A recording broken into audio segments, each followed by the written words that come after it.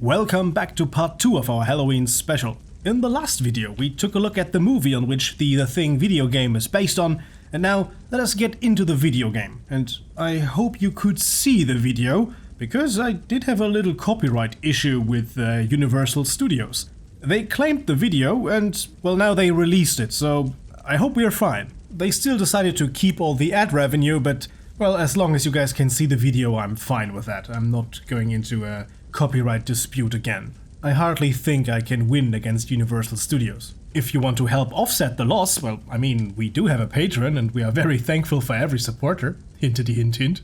I mean, they do get to see every video first, and the occasional exclusive content now and again. Anyways, if you haven't seen the first video, click in the upper right corner, there you should find a link to it. And when you've seen it, now let's get on to the video game review. Blake, it's Whitley. What's the situation? Not good. What do you see? Not a goddamn thing in this storm. Have you found anything? Well, your transmitter's down and everything else is foobar. What do you mean? The base is gone, Colonel. It looks like massive explosives damage. Any clues here are gonna be like finding a needle in a haystack. The Thing video game picks up the major themes of John Carpenter's eponymous horror movie The Thing and applies them to the medium of video games as faithful as it was possible back in the day. Of course, leaving the slow burn of a character development driven movie somewhat behind for more action-oriented elements. It is a shooter after all. The alien infestation, the desolate wastelands surrounding you, the feeling of paranoia and constant pressure to be alert and keeping your head on a swivel are present, just like in the movie. And the enemy could strike at any time, even from amongst your friends. You never know where or who the enemy is.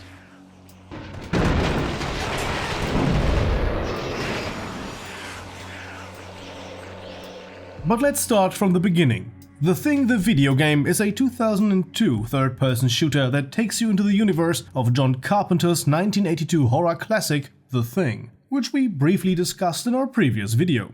The game was developed by Computer Artworks, a small, now defunct studio. Released for the PS2, Xbox and PC, the game was a commercial success, but due to the cancellation of the sequel, the game never managed to gain a long-term foothold in the collective memory of the wider gaming community. This video game adaptation is one of the few cases in which the video game adaptation of a movie really clicks with the audience and is anything but what we Germans call a Lizenzgurke, a lackluster adaptation. Direct translation would be licensed cucumber. Even for the year 2002, the game didn't come with the freshest graphics and was described as old school even back then. The texture work, particle effects and level detailing are practical at best. It is also noteworthy that they were not allowed to use the original score of the movie for some reason. So the music composers did their best to imitate the original sound. But that's where the presentation downwards right ends, because in regards to cutscene direction, atmosphere and fundamental gameplay ideas, it's only uphill from here.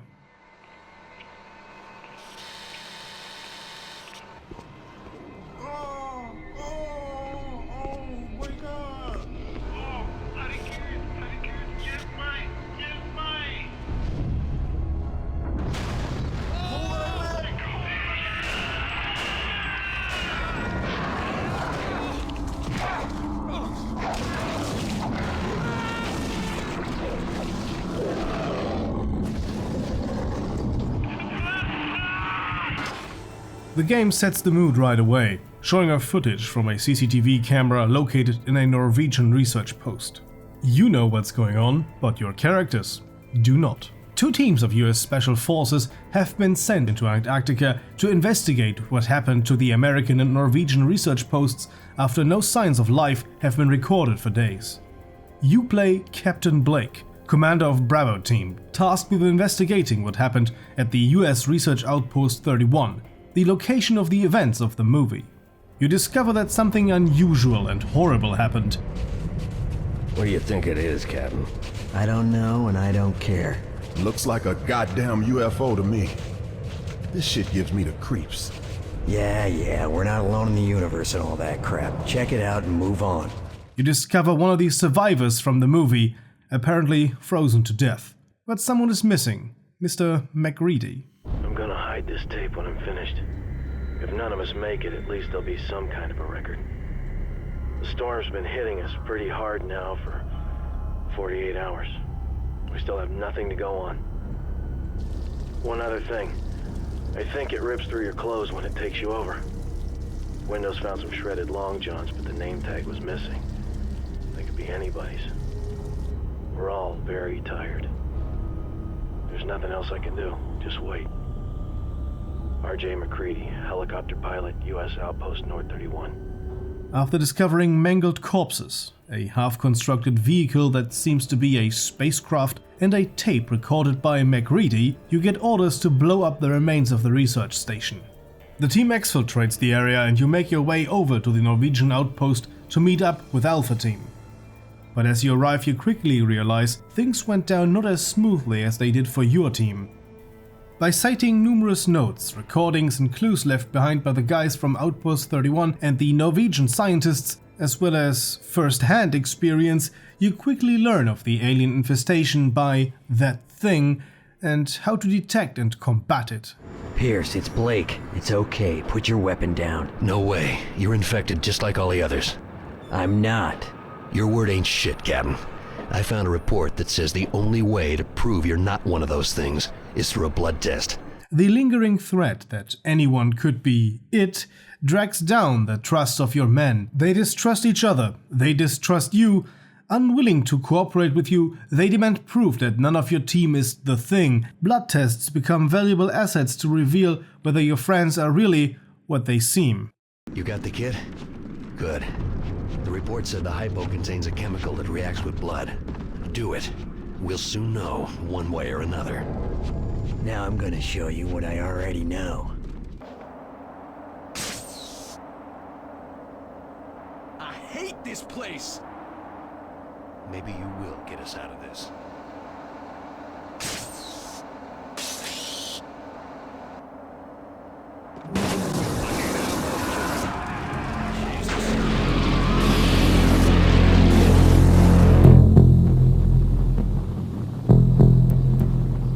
You will be fighting alongside AI buddies for the majority of the game, and to my surprise, these guys seem remarkably smart.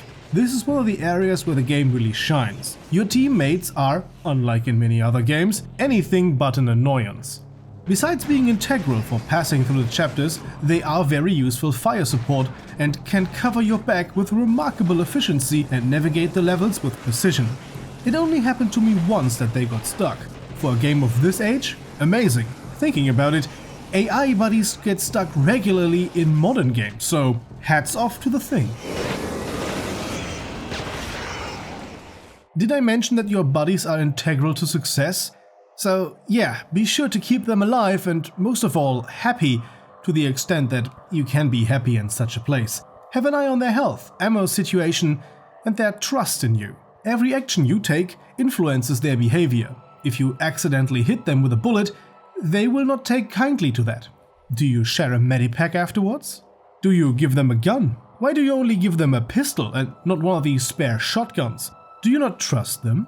They could be the thing after all. Wasting a rare blood test on them could be a way of finding out if they are worth it.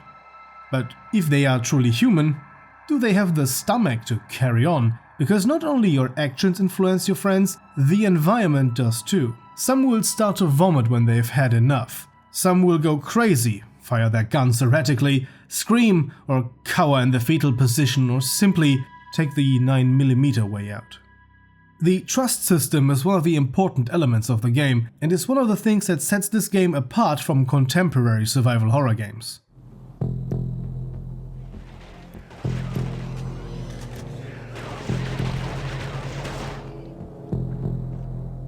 One time my medic could not take it anymore and shot himself in the head. My engineer could not bear the sight of that, sat down on the ground and refused to move. I had no way of helping him, so I pressed on my own, later coming back to check on him, only to find him with a fatal gun wound to the head, laying next to my dead medic. If I had approached the situation differently, they both could have made it, and I'm sure of that. Yet I could not dwell outside of those infested huts for too long, as we would have simply frozen to death. Well, what's better, freezing or being torn apart by one of those things. Your choice. The monsters you encounter keep up a constant pressure on you, forcing you to proceed with caution. So even when you happen to handle a fire extinguisher, have your gun at the ready.